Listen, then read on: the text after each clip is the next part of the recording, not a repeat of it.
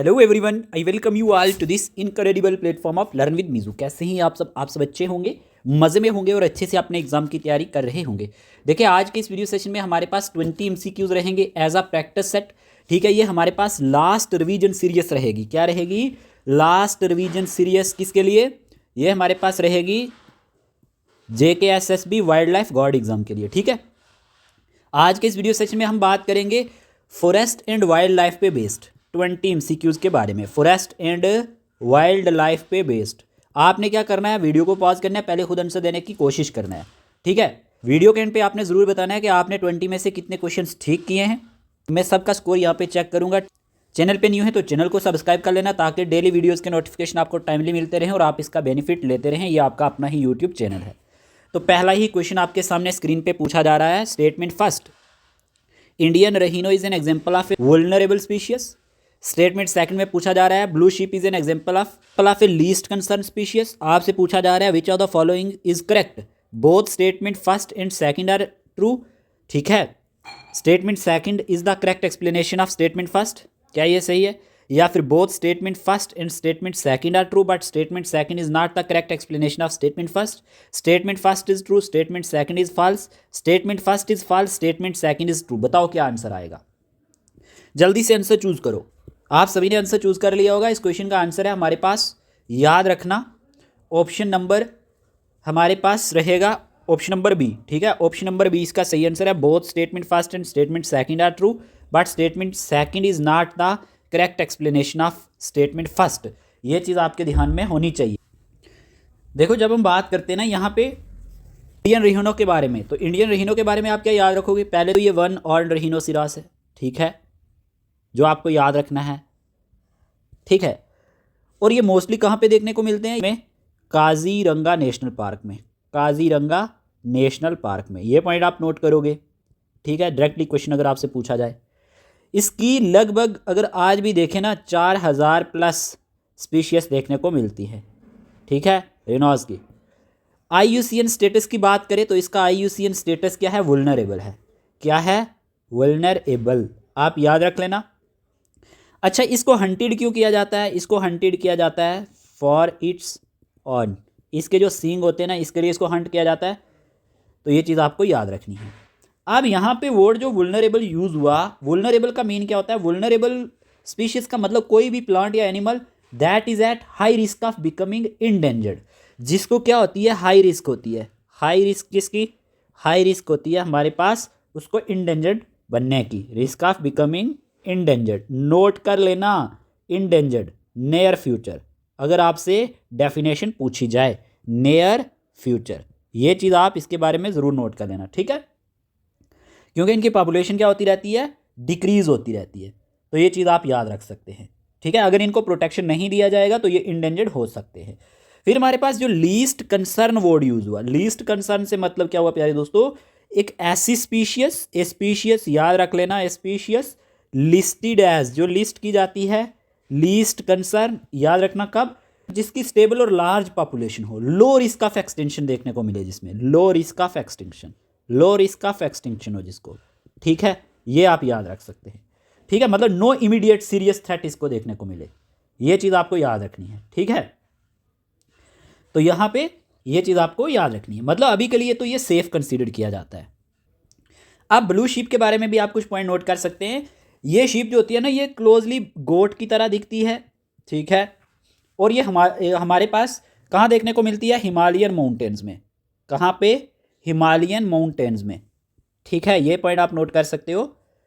IUCN status इसका क्या है? IUCN स्टेटस है इसका लीस्ट कंसर्न, मतलब not in big danger globally. ठीक है, कुछ small groups still at risk हैं, तो ये चीज़ आपको याद रखनी है। क्वेश्चन नंबर फर्स्ट का आंसर हमारे पास ऑप्शन नंबर बी है। आप सभी ने सही आंसर चूज किया होगा। आगे बढ़ते हैं। अब यहीं पे क्वेश्चन नंबर सेकंड में पूछा जा रहा है consider the following statements. Statement first में पूछा जा रहा है Sangai brow antlered deer is endangered due to habitat loss and poaching. Statement second में पूछा जा रहा है Asiatic elephant is endangered in India. आपको बताना है which of the following is correct. देखो, both statement first and second are true and statement second explain statement first. क्या ये सही है? Both statement first and statement second are true but statement second does not explain statement first. Statement first is true, statement second is false, statement first is false, statement second is true. बताओ यहाँ पे क्या answer आएगा? जल्दी से answer choose करो। इस question का आंसर क्या आएगा? आप सभी आंसर चूज कर लिया होगा। जब हम बात करते हैं इस क्वेश्चन के बारे में तो इस क्वेश्चन का आंसर है ऑप्शन नंबर बी। ठीक है, इस क्वेश्चन का आंसर क्या है? Option number B. Statement first and statement second are true but statement second does not explain statement first. देखो अगर हम बात करते हैं यहाँ पे संगई की ब्रो एंटलर्ड डियर के बारे में, ये इंडेंजर्ड है due to habitat loss and poaching की वजह से, याद रख लेना। ठीक है, याद रखना ये है क्या, याद रखना ये एक रेयर डियर होता है विद इसके कर्व्ड सींग होते हैं। क्या होते हैं? कर्व्ड हॉर्न्स होते हैं। ये चीज़ आप नोट कर सकते हैं। ये पता है कहाँ पे देखने को मिलता है? ये सिर्फ और सिर्फ ओनली केबल लैमजो नेशनल पार्क। ठीक है, ये पॉइंट आप इसके बारे में नोट कर लेना। ठीक है, ये आपको समझ में आया। IUCN स्टेटस इसका क्या है? इंडेंजर्ड है। क्या है? इंडेंजर्ड। इंडेंजर्ड का मतलब क्या होता है प्यारे दोस्तों? अभी बताया था, वेरी हाई रिस्क है इसको, very high risk of extinction. ठीक है, losing its home and needs protection, इसको प्रोटेक्शन की जरूरत है। तो ये चीज़ आपको याद रखनी है। अब एशियाटिक एलिफेंट के बारे में आप क्या याद रखोगे? ये हमारे पास एशियाटिक एलिफेंट जो होते हैं ये हमारे पास फॉरेस्ट ऑफ एशिया में खास करके देखने को मिलते हैं, एशिया के फॉरेस्ट में, स्पेशली इंडिया में। ठीक है, तो IUCN स्टेटस इनका क्या है? इंडेंजर्ड। क्या है? इंडेंजर्ड। ठीक है, किस वजह से है endangered? Due to forest loss and hunting की वजह से। ये इसके मेजर डेंजर माने जाते हैं, एक फॉरेस्ट लॉस होना और दूसरा हंटिंग। तो ये समझ में आ चुका होगा, ऑप्शन नंबर बी इसका सही आंसर है। क्वेश्चन नंबर 3 में आपसे पूछा जा रहा है, in which year were plant species first added to the protected list under the Indian wildlife protection act. कि कौन से साल प्लांट स्पीशीज फर्स्ट एडिट की गई थी प्रोटेक्टेड लिस्ट में under the Indian wildlife protection act? बताएं क्या आंसर आएगा। सिंपल है, इस क्वेश्चन का आंसर आएगा, आप सभी ने चूज किया होगा ऑप्शन नंबर सी, 1991। 1991 जो अमेंडमेंट हुआ था, ठीक है, अमेंडमेंट, इसी में ऐड किया गया था प्लांट्स को, किसके लिए? प्रोटेक्शन के लिए। ठीक है, नंबर ऑफ प्लांट्स फर्स्ट जो एडिट किए गए थे इसमें 6 स्पीशीज ऐड की गई थी शुरू में। ठीक है, तो ये चीज़ आपको याद रखनी है।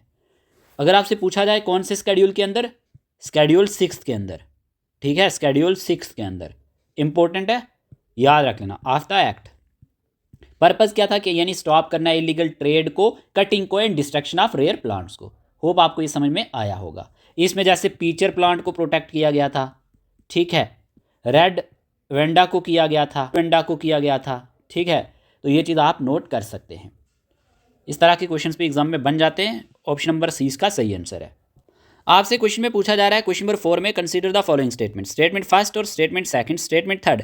फर्स्ट में पूछा जा रहा है, Sariska tiger reserve villagers opposed mining by citing the wildlife protection act.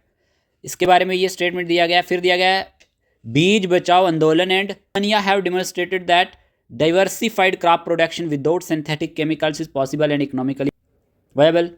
फिर दिया गया, India's joint forest management JFM programme involves local communities in managing and restoring degraded forest.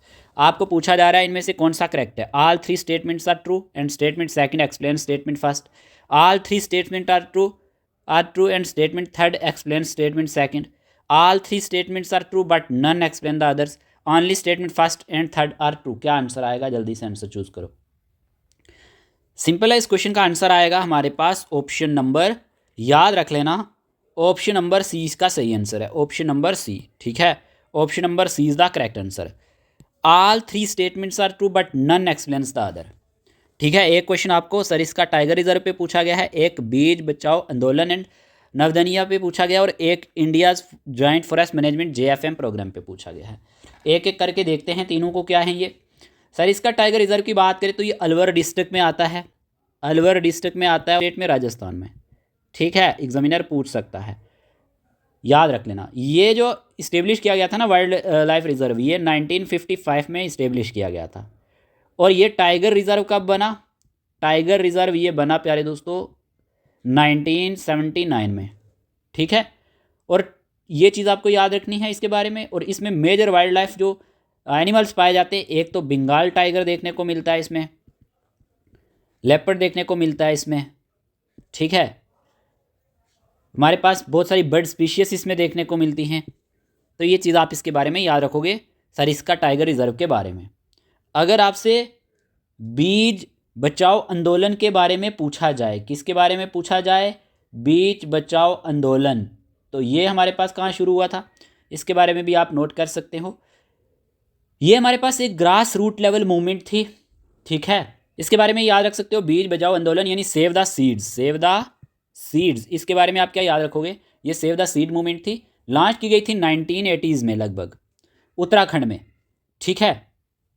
याद रख लेना, एक एक्टिविस्ट थे जिनका नाम था विजय जरदारी, ये नाम नोट कर लेना। तो ये ग्रास रूट लेवल पे कैंपेन थी जिसमें प्रमोट किया गया था traditional indigenous seeds and sustainable agriculture को। तो ये चीज़ आप याद रखोगे, इंपॉर्टेंट है, ठीक है। इस तरह के क्वेश्चंस पूछ लेता है एग्जामिनर। तीसरा हमारे पास यहाँ पे था India's joint forest management, JFM के बारे में। JFM के बारे में आप क्या याद रखोगे, JFM की बात करें तो JFM का फुल एब्रीविएशन क्या है, जॉइंट फॉरेस्ट मैनेजमेंट, ठीक है। इसमें हमारे पास क्या होता है, स्टेट फॉरेस्ट डिपार्टमेंट की बात करें प्लस लोकल कम्युनिटीज़ की बात करें, इनका पार्टनरशिप रहता है, ठीक है। इसका एम मेन क्या है, डिग्रेडेड फॉरेस्ट को रिस्टोर करना, जो भी डिग्रेड हो चुका है ना फॉरेस्ट, उसको क्या करना, याद रखना, रिस्टोर करना।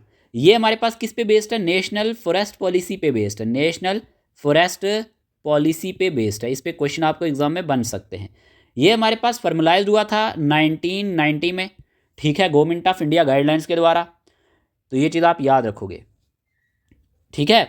इस तरह के क्वेश्चंस भी एग्जाम में बनते हैं। तो यहाँ पे क्वेश्चंस में क्या पूछा जा रहा था आपको, देखो आपको क्वेश्चन में पूछा गया था, एक तो सरिस्का टाइगर रिजर्व के बारे में मैंने आपको बता दिया इंपॉर्टेंट पॉइंट्स, एक था बीज बचाओ आंदोलन, ये भी मैंने आपको बता दिया, और तीसरा था India's joint forest management programme, जो है ये इन्वॉल्व करता है लोकल कम्युनिटीज़ को मैनेजिंग करने में, रिस्टोरिंग करने में डिग्रेडेड फॉरेस्ट, तो वो भी मैंने आपको बता दिया है। याद रखना, तीनों के तीनों स्टेटमेंट बिल्कुल सही हैं, बट ये अलग अलग चीज़ें हैं। तो होप आपको ये क्लियर हुआ होगा। फिर आपसे क्वेश्चन में पूछा जा रहा है यहाँ पे क्वेश्चन नंबर 5 में असर्शन है, biodiversity refers to the variety of life including plants, animals and microorganisms. Reason दिया गया, the term biodiversity was coined in 1985 and is important in both natural and artificial ecosystem. आपसे पूछा जा रहा है both A and R true and R is the correct explanation of A, क्या ये सही है या गलत। फिर both A and R true but R is not the correct explanation of A, क्या ये सही है गलत। A is true but R is false, क्या सही है या गलत। A is false but R is true. जल्दी से आंसर चूज करो, इस क्वेश्चन का आंसर क्या आएगा, जल्दी से इस क्वेश्चन का आंसर चूज करो। क्वेश्चन नंबर 5 का आंसर क्या आएगा, देखो क्वेश्चन नंबर 5 का आंसर है ऑप्शन नंबर, अगर हम बात करते हैं ए, ठीक है, both A and R true and R is the correct explanation of A, ये इसका सही आंसर रहेगा, ठीक है। बायोडाइवर्सिटी का मीनिंग क्या होता है, बायोडाइवर्सिटी का मतलब होता है वैरायटी ऑफ, नोट कर सकते हो आप, variety of life on earth, variety of life on earth, ये किसका मीनिंग है, ये हमारे पास बायोडाइवर्सिटी का मीनिंग है। इसमें क्या क्या आता है, ये इंक्लूड्स करता है प्लांट्स को, ठीक है, साथ ही साथ एनिमल्स को, ठीक है, माइक्रो ऑर्गेनिजम्स को, ये चीज़ आप याद रखोगे। और साथ ही साथ अगर हम बात करते हैं इकोसिस्टम, ठीक है, ये सारी चीज़ें इसके अंदर आती हैं। टर्म किसने कॉइंड की थी, टर्म ओरिजिन की बात करें मेरे प्यारे दोस्तों, तो आप याद रख लेना वाल्टर जी रोसन, ठीक है, वाल्टर जी रोसन। ईयर की बात करें तो ईयर आप याद रख लेना 1985, ठीक है। तो ये चीज़ आपको याद रखनी है। बायोलॉजिकल डाइवर्सिटी, अगर आपसे पूछा जाए बायोलॉजिकल डाइवर्सिटी के बारे में, कि बायोलॉजिकल डाइवर्सिटी जो है यूज़ किया गया था बिफोर बायोडाइवर्सिटी से, और ये यूज़ किसने किया था, ये यूज़ किया था थॉमस, नाम नोट कर लेना, थॉमस लवजॉय, ठीक है, इस बंदे का नाम भी नोट कर लेना, और ईयर 1980 याद रख लेना। और जे आर्थर, इनका नाम भी आप नोट कर सकते हो, हैरिस, इन्होंने यूज़ किया था 1916 में, किसका यूज़, बायोलॉजिकल डाइवर्सिटी का। अगर आपसे पूछा जाए पॉपुलराइज्ड किसने किया, पॉपुलराइज्ड किसने किया, तो पॉपुलराइज्ड हमारे पास किया है E.O. विल्सन ने, ठीक है। और इनको क्या कहा जाता है, फादर ऑफ बायोडाइवर्सिटी भी कहा जाता है, क्या कहा जाता है, फादर ऑफ बायोडाइवर्सिटी। ये चीज़ आप याद रखोगे, ठीक है। इस क्वेश्चन का आंसर है ए भी सही है, आर भी सही है, और R is the correct explanation of A, ये भी सही है। समझ आया होगा। अब आपसे क्वेश्चन नंबर 6 में पूछा जा रहा है, which of the following is included in the evil quartet responsible for species, बताओ। Species extinction, climate change, natural disaster, disease outbreak, habitat loss and fragmentation. ये क्वेश्चन किसी एग्जाम में आ चुका है, आप बताओ क्या आंसर आएगा। देखो इस क्वेश्चन का आंसर आपने चूज कर लिया होगा। इस क्वेश्चन का आंसर है क्वेश्चन नंबर 6 का डी ऑप्शन। क्या आंसर है, डी ऑप्शन, याद रख लेना। देखो जब हम बात करते हैं इसके बारे में तो आपको क्या याद रखना है, इवल क्वार्टेट जो है ना, ये हमारे पास बायोडाइवर्सिटी लॉस में आता है, किस में आता है, बायोडाइवर्सिटी बायोडाइवर्सिटी लॉस में, ठीक है, बायोडाइवर्सिटी लॉस में आता है। और इसको काइंड किसने किया था अगर आपसे पूछा जाए तो काइंड किया था जैरेड डायमंड ने, ठीक है, ये पॉइंट आप नोट कर लेना। 4 main causes of biodiversity loss होते हैं। एक तो इसमें हैबिटेट याद रख लेना, लॉस और फ्रेगमेंटेशन आता है। पहला याद रख लेना अगर आपसे क्वेश्चन पूछा जाए कहीं, फ्रेगमेंटेशन, ठीक है, पहला आप ये याद रखोगे। दूसरा आपको याद रखना है अवर एक्सप्लॉयटेशन, अवर एक्सप्लॉयटेशन, समझ आई बात। तीसरा आप क्या याद रखोगे, alien species, alien species invasion, alien species invasion, ठीक है, ये चीज़ आप याद रखोगे। और 4th नंबर पे को एक्सटिंक्शन, को एक्सटिंक्शन, को एक्सटिंक्शन का मतलब क्या होता है, वन स्पीशियस जब डिपेंड करती है दूसरे के ऊपर, one species depends on an other, depends on an other, ठीक है, एन अदर, मतलब ये हुआ कि अगर इफ वन डाइज, एक अगर डाई होगी मर जाएगी तो दूसरी भी डिसपेयर हो जाएगी, द अदर डिसअपियर्स। होप आपको ये क्लियर हुआ होगा, ठीक है। जैसे कि प्लांट पॉलिनेटर रिलेशनशिप होता है ना, इस तरह आप याद रख सकते हो। होप आपको ये क्वेश्चन भी क्लियर हुआ होगा। आगे बढ़ते हैं। क्वेश्चन नंबर 7 आपके सामने स्क्रीन पे, which of the following is an example of in situ conservation. जल्दी से बताओ इन सीटू कंजर्वेशन की एग्जांपल क्या होगी। इन सीटू कंजर्वेशन आपसे पूछा जा रहा है, बताओ। 4 ऑप्शन आपके सामने हैं, सही से आंसर चूज करना है और इससे क्वेश्चन आपको एग्जाम में देखने को मिलेंगे। Very important question, very important, very important. ये दोनों ही क्वेश्चन अपने ही आप में बहुत ही ज़्यादा इंपॉर्टेंट हैं। बोटेनिकल गार्डन, जू, नेशनल पार्क, जीन बैंक। पहली बात, इन सीटू कंजर्वेशन होता क्या है। इन सीटू कंजर्वेशन मीन्स, इसका मतलब है प्रोटेक्शन, प्रोटेक्टिंग करना, प्रोटेक्टिंग करना प्लांट्स को एंड एनिमल्स को, दोनों को प्रोटेक्ट करना होता है, ठीक है, इन देयर नेचुरल हैबिटेट में। किस में, नेचुरल हैबिटेट में, ये चीज़ आप याद रखोगे। इन सीटू का मतलब क्या हुआ, इन सीटू का मतलब है हमारे पास where they naturally live, where they naturally live, जहाँ पे वो नेचुरली रहते हैं, ठीक है, नेचुरली लाइव, ये चीज़ आप याद रखोगे, ठीक है। नोट किया। इसके एग्जाम्पलें नेशनल पार्क है, ठीक है, नेशनल पार्क ये प्रोटेक्टेड एरिया होता है ना वाइल्ड लाइफ एंड इकोसिस्टम के लिए, नेशनल पार्क, ठीक है। जैसे हमारे पास जिम कॉर्बेट नेशनल पार्क है, जिम कॉर्बेट, ठीक है ना, काजीरंगा हो गया, समझ रहे हो ना बात को। और कौन सी एग्जांपल है इसकी, इसकी एग्जांपल इन सीटू की नोट कर लेना, wild life sanctuaries, wild life sanctuaries, ये नोट कर लेना। और बायोस्फीयर रिजर्व, बायोस्फीयर रिजर्व होते हैं, क्या होते हैं, बायोस्फीयर रिजर्व, ये भी नोट कर लेना, ठीक है। इस तरह से चीज़ों को याद रखना है। अब आपसे क्वेश्चन में पूछा जा रहा है which of the following is an example of ex situ conservation. बताओ, अब एक्स सीटू कंजर्वेशन आपसे पूछा गया है, जल्दी से आंसर चूज करो, ये दोनों ही क्वेश्चन इंपॉर्टेंट है। एक्स सीटू कंजर्वेशन पे क्वेश्चन बना है, जल्दी से बताओ। वाइल्ड लाइफ सेंचुरी, अभी मैं आपको पढ़ा रहा था, बायोस्फीयर रिजर्व, या फिर क्रायो प्रिजर्वेशन या नेशनल पार्क। अभी अभी बता दिया प्यारे दोस्तों, इसका आंसर आएगा क्रायो प्रिजर्वेशन, ठीक है, आप एलिमिनेट कर सकते थे। तो एक्स सीटू का मतलब क्या होता है, एक्स सीटू कंजर्वेशन का मतलब होता है प्रोटेक्टिंग करना, प्रोटेक्टिंग करना और मतलब प्रोटेक्टिंग करना प्लांट एंड एनिमल्स की अगर हम बात कर लें, प्लांट्स एंड एनिमल्स आउटसाइड, याद रखना, outside there natural habitat, there natural habitat, ठीक है। तो एक्स सीटू का मतलब क्या हो गया, एक्स सीटू को याद रख लेना, ऑफ साइट कंजर्वेशन भी कहा जाता है, ऑफ साइट कंजर्वेशन, तो कंफ्यूज नहीं होंगे। जिस तरह से इन सीटू को याद रख लेना, इन सीटू को हमारे पास पता है क्या कहा जाता है, इन सीटू को एक चीज़ और भी कहा जाता है, ऑन साइट कंजर्वेशन। क्या, ऑन साइट कंजर्वेशन, दोनों में ये भी इस तरह से भी घुमा फिरा के क्वेश्चन आ सकता है। तो यहाँ पे ये चीज़ आपको समझ आई होगी। और एक्स सीटू की एग्जांपल पूछी जाए ना, एक्स सीटू की एग्जांपल, एक्स सीटू की एग्जांपल अगर आपसे पूछी जाए, जूज हो सकते हैं, ठीक है, बोटेनिकल गार्डन्स हो सकते हैं, बोटेनिकल गार्डन्स, ठीक, ये चीज़ आप याद रखोगे। फिर हमारे पास सीड बैंक्स, क्या, seed bank and gene bank, seed bank हो सकता है और जीन बैंक हो सकता है, ठीक है। ये सीड बैंक और जीन बैंक क्या हो गया, जहाँ पे आप स्टोर्स करते हो सीड्स को, डीएनए को एंड टिश्यू को फॉर फ्यूचर यूज़ के लिए। और फिर हमारे पास क्रायो प्रिजर्वेशन हो सकता है, प्रिजर्वेशन। अब ये क्या चीज़ होती है, क्रायो प्रिजर्वेशन का मतलब होता है स्टोरिंग करते हो, जब आप स्टोरिंग करते हो सेल्स को, एम्ब्रियोज को, ठीक है, आर सीड्स को लो टेम्परेचर पे, किस पे, लो टेम्परेचर पे। होप आपको क्लियर हुआ होगा। क्वेश्चन नंबर 9 आपके सामने स्क्रीन पे, which of the following area in India is part of the Sundaland biodiversity. JKSSB ने क्वेश्चन पूछा हुआ है, जल्दी से क्वेश्चन का आंसर दो, जल्दी से आंसर दो। इस क्वेश्चन का आंसर क्या आएगा? Western Ghat, Nicobar island, eastern Himalayas, Deccan plateaus. याद रखना संडालैंड जो है ये क्या है, बायोडाइवर्सिटी हॉटस्पॉट है। क्या है पहला पॉइंट, ये हॉटस्पॉट है, ठीक है। ये इंक्लूड करता है पार्ट ऑफ, याद रखना इंक्लूड करता है पार्ट ऑफ किसका, को तो ऑप्शन नंबर 20 का सही आंसर आएगा, ठीक है।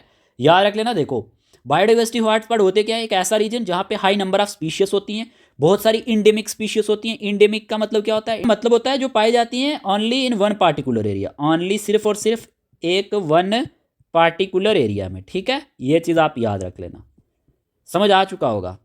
तो यहाँ पे निकोबार आइलैंड आएगा। और हमारे पास इंडिया के हॉटस्पॉट की बात करें तो हमारे पास एक हिमालयन है, हिमालय हॉटस्पॉट है, ठीक है। फिर हमारे पास इंडो बर्मा है, याद रखना इंडो बर्मा है दूसरा, पहला, दूसरा और तीसरा हमारे पास याद रख लेना वेस्टर्न घाट।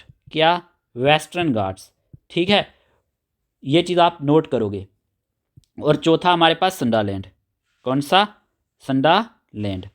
समझ आ गई बात, जिसमें निकोबार आइलैंड आता है। संडालैंड में हमारे पास क्या आता है, निकोबार आइलैंड, ठीक है, निकोबार आइलैंड आता है। होप आपको ये समझ में आया होगा। इंडिया शेयर करता है 4 बायोडाइवर्सिटी हॉटस्पॉट को। वेस्टर्न घाट में सबसे ज़्यादा इंडिमिज्म देखने को मिलता है, ठीक है। और Himalayan hotspots including J and के रीजन आता है। समझ आया होगा आपको, ये चीज़ें आपको याद रखनी हैं। इस तरह के क्वेश्चंस पूछे जाते हैं। और अगर आपसे पूछा जाए कि हमारे पास ना वेस्टर्न घाट में कौन कौन सी स्पीशीज़ देखने को मिलती हैं, तो याद रखना लाइन टेल्ड मैकेक, ये क्वेश्चन एग्जाम में आता है। लाइन टेल्ड, याद रखना मैकेक, ठीक है। और नीलगिरी थर, ये एग्जाम में पूछे जाते हैं, ये इसमें आते हैं, ठीक है, वेस्टर्न घाट में। तो ये चीज़ आप नोट करोगे, इंपॉर्टेंट है, ठीक है, ये इंपॉर्टेंट है, याद रखना। इस तरह की चीज़ें एग्जाम में आती हैं। तो 4 हॉटस्पॉट याद रख लेना, हिमालयाज, ठीक है। इसी के साथ वेस्टर्न घाट, ठीक है, वेस्टर्न घाट्स, इंडो बर्मा और संडालैंड, ये आप याद रख लेना। क्वेश्चन नंबर 10 में पूछा जा रहा है, the vaquita consider the most endangered marine mammal is found in which location. ये कौन सी लोकेशन में देखने को मिलता है? जल्दी से इस क्वेश्चन का आंसर चूज करें। क्वेश्चन नंबर 10 का आंसर क्या आएगा? इसका आंसर है C, gulf of California. Option number C is the correct answer, ठीक है। ये मोस्ट इंडेंजर्ड मैरीन मैमल है, याद रखना, जो गल्फ ऑफ कैलिफोर्निया में पाया जाता है, गल्फ ऑफ कैलिफोर्निया में। इतना याद रख लें इसके बारे में। चलिए क्वेश्चन नंबर 11 आपके सामने स्क्रीन पे। आगे बढ़ने से पहले अगर आप में से किसी को टेस्ट सीरीज लगानी है, OMR बेस्ड टेस्ट होंगे। आज हमारे पास 10 टेस्ट कंप्लीट हो चुके हैं, ठीक है। 10th नंबर का टेस्ट आज आपको मिलेगा, तो आप ये टेस्ट सीरीज ले सकते हैं। आपको फ़ी ओनली 129 पड़ेगी, सिर्फ 129 रुपीज़ की फ़ी पड़ेगी जो बचे हुए दिन है। तो आप ये टेस्ट लगा सकते हैं। लगभग आपके 1200 MCQs तो टेस्ट सीरीज से ही कवर हो जाएंगे। अगर आपको स्टडी मटेरियल भी चाहिए, प्रैक्टिस सेट लगाने हैं आपको, तो टोटल फ़ी अब आपको डिस्काउंट मिला के, जो पहले ज़्यादा थी, अब ओनली 299 पड़ेगी, जिसमें टेस्ट भी इंक्लूड हो जाएंगे। कोई सीरियस एस्पायरेंट होगा, अगर टेस्ट सीरीज चाहिए तो 129 इसकी फ़ी रहेगी। और अगर आपको complete material plus test series चाहिए तो 299 फ़ी रहेगी। तो व्हाट्सएप नंबर स्क्रीन पे दिया गया, इस नंबर पे मैसेज करके आप ये ले सकते हैं, ठीक है। वाइल्ड लाइफ गार्ड एग्जाम के लिए बाकी भी टेस्ट सीरीज अवेलेबल है, लेकिन अगर आपको वाइल्ड लाइफ गार्ड के लिए चाहिए तो आप ले सकते हैं। टेस्ट देना इसलिए इंपॉर्टेंट हो जाता है, आपको अपनी कमियों का पता चलता है कि आपको कौन सी चीज़ों को रिवाइज करना है, ये वो, ठीक है। आगे बढ़ते हैं। इनमें पूछा जा रहा है great Indian bustard, snow leopard, Gangetic river dolphin और रेड पेंडा। आपको जोड़ना है इनको, बताओ क्या आंसर आएगा। देखो ग्रेट इंडियन बस्टर्ड का क्या आएगा? ग्रेट इंडियन बस्टर्ड है क्रिटिकली इंडेंजर्ड। स्नो लेपर्ड क्या है? वुल्नरेबल, ठीक है। गंजेटिक रिवर डॉल्फिन क्या है? इंडेंजर्ड। और रेड पेंडा क्या है? इंडेंजर्ड, ठीक है। तो यहाँ पे ऑप्शन नंबर क्या आएगा? ए ही इसका सही आंसर आएगा। Vulnerable, endangered, critically endangered, near threatened. तो जब हम बात करते हैं ब्लू व्हेल के बारे में, इस क्वेश्चन का आंसर आएगा इंडेंजर्ड, ठीक है। इंडेंजर्ड इसका भी सही आंसर है, option number B. Question number 13 का ऑप्शन नंबर बी हमारे पास सही आंसर है, ठीक है, याद रखना। ब्लू व्हेल की बात करें तो ये भी लिस्टेड की गई है endangered, IUCN red list of threatened species की अगर हम बात करते हैं। फिर आपसे क्वेश्चन में पूछा जा रहा है, when was project tiger officially launched in India. Project tiger कब लॉन्च हुआ था बताओ? 1969, 1973, 1980, 1985। बिल्कुल सिंपल क्वेश्चन पूछा गया है, very important question, very important. बताओ क्या आंसर आएगा। इस क्वेश्चन का आंसर आपने चूज किया होगा 1973 इसका सही आंसर है। ठीक है, 1973। तो आपको क्या याद रखना है, आपको याद रखना है 1 अप्रैल 1973 को ये लॉन्च हुआ था government of India under prime minister Indira Gandhi के द्वारा। ये चीज़ आप याद रख सकते हैं। ठीक है, लॉन्च साइट इसकी जिम कॉर्बेट नेशनल पार्क था। ठीक है, जिम कॉर्बेट नेशनल पार्क, ये पॉइंट भी आप नोट कर सकते हैं, इंपॉर्टेंट है। ठीक है, तो मेन एम था प्रोटेक्ट करना और इंक्रीज करना पॉपुलेशन ऑफ बंगाल टाइगर को इन नेचुरल हैबिटेट में। स्टार्टेड किया गया था 9, याद रख लेना, टाइगर रिजर्व के द्वारा। ठीक है, देखो प्रोजेक्ट टाइगर पे मैंने वीडियो डाला हुआ है, पे कमेंट में लिंक पिन कर दूंगा, तो आप जाके देख लेना। ठीक है, इंपॉर्टेंट है तो याद रख लेना। तो अगर आपसे पूछा जाए एज ऑफ अर्ली 2026 इंडिया में कितने नोटिफाइड टाइगर रिजर्व हैं, तो याद रखना 58 हैं। कितने हैं टोटल? 58, याद रख लेना, इंपॉर्टेंट है। अगर आपसे पूछा जाए टाइगर मैन ऑफ इंडिया के नाम से कौन जाना जाता है, टाइगर मैन ऑफ इंडिया के नाम से, तो आप क्या बताओगे? कैलाश संखाला। ये पॉइंट नोट कर लेना, इंपॉर्टेंट है। ठीक है, होप आपको ये चीज़ समझ में आई होगी।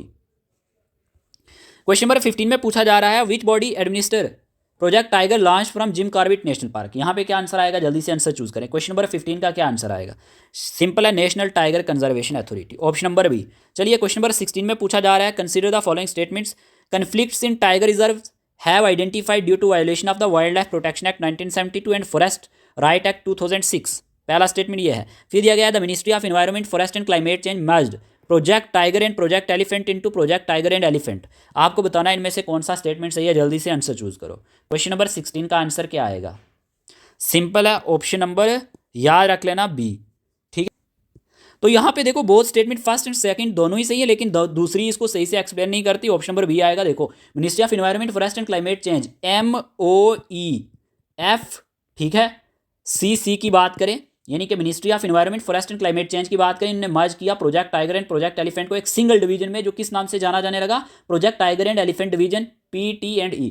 तो ये ऑफिशियली अनाउंस हुआ था जून 2023 में, इसीलिए इंपॉर्टेंट है तो याद रख लेना। चलिए आगे बढ़ते हैं। Which of the following are key aspects of community based biodiversity conservation? बताओ।